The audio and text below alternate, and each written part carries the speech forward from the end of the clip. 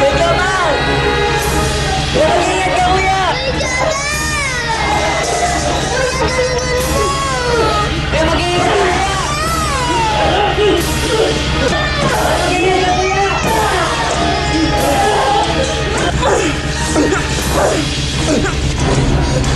Iwan na si kuya!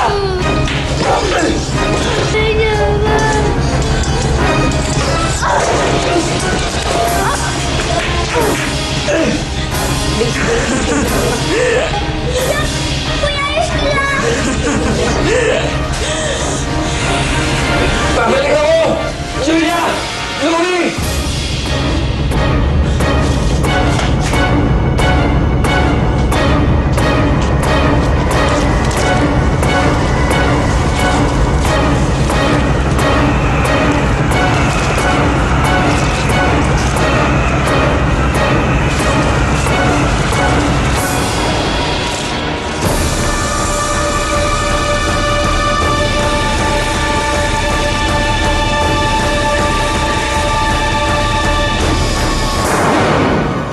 Huwag ka matakot.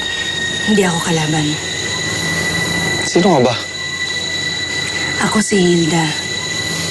Tutulungan kita. Alam kong gusto mong makuha ang iyong mga pinsan. Kasalanan ko to eh. Pinabayaan ko sila. Napaka-irresponsable ko talaga. Hindi. Kailangan matapos ng kawalang-iyan ni Esther.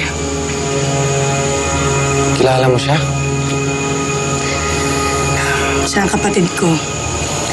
Pero matagal na kami naghiwalay dahil iba ang prinsipyo namin sa buhay. Masama at sakim siya. Ipinagpatuloy niya ang kasamaang ipinamana sa amin ng aming mga magulang. Lumayo ako dahil ayoko na maging masama. Naging manggagamot ako. Kailangan matapos na ang kadiliman. Pero paano? May mga bata siyang kinulong. Ginagawa niyang tinapay. Tutulungan kita, tutulungan mo ako. Sa paanong paraan naman? Kailangan mo makapasok ulit sa bahay na yon at ikaw makikipaglaban kay Esther. Kailangan mo makuha yung itim na medalyon dahil yun ang pinanggagalingan ng kanyang lakas.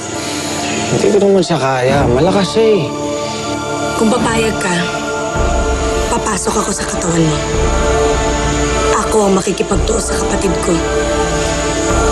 Pasok ka sa katawan ko. Oo. Yun lang ang tanging paraan para makabalik ako sa bahay na yun. Sige, para sa pinsan ko.